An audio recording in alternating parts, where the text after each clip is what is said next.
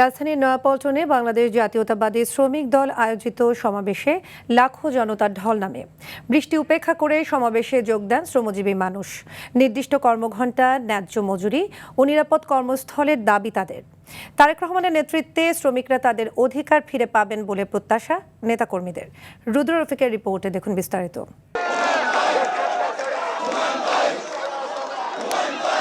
রাজধানীর নয়াপল্টনে কেন্দ্রীয় কার্যালয়ের সামনে শ্রমিক দল আয়োজিত সমাবেশে দুপুর থেকে জড়ো হতে থাকেন নেতাকর্মীরা। বৈরী আবহাওয়ার মধ্যেও ঢাকা মহানগর সহ আশপাশের জেলা থেকে শ্রমিক জনতা ছুটে আসেন পল্টনে। স্লোগানে স্লোগানে মুখর হয়ে ওঠে পুরো এলাকা।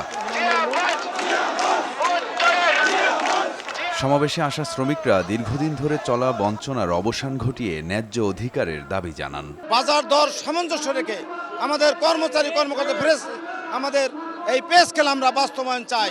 শ্রমিকরা যেন জীবনমান উন্নয়ন হয় এবং নিরাপদ কর্মসংস্থান যেন কাজ করতে পারে শ্রমিকেরা, এটাই আমাদের প্রত্যাশা।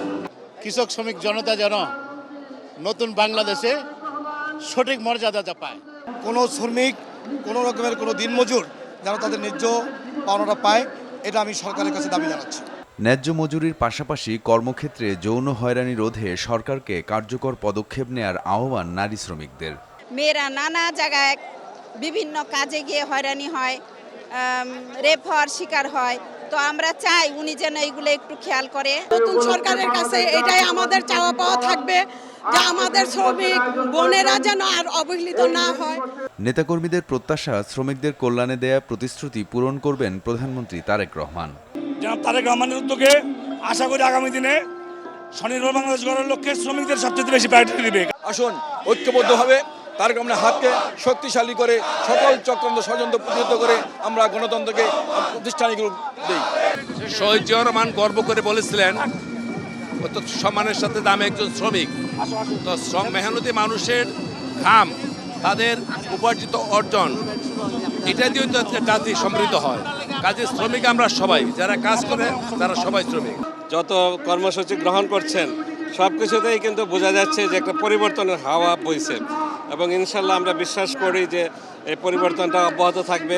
প্রায় 150 বছর আগে আমেরিকার শিকাগো শহর থেকে শুরু হওয়া অধিকার আদায়ের এই সংগ্রাম একদিন শেষ হবে বলে মনে করেন শ্রমজীবী মানুষেরা। স্বাধীনতা পরবর্তী 55 বছরে বিভিন্ন সময় সরকার পরিবর্তন হলেও পরিবর্তন হয়নি শ্রমজীবী মানুষের ভাগ্যের। যে মানুষগুলোর রক্ত এবং ঘামের উপর দাঁড়িয়ে রয়েছে সভ্যতা, সেই শ্রমিকদের স্বপ্নগুলো অধরায় রয়ে গেছে। বিএনপি সরকার দ্রব্যমূল্যের লাগাম টেনে ধরে শ্রমিকের অধিকার নিশ্চিত করবে, সেই প্রত্যাশা সবার। রুদ্র রফিক, RTV, ঢাকা।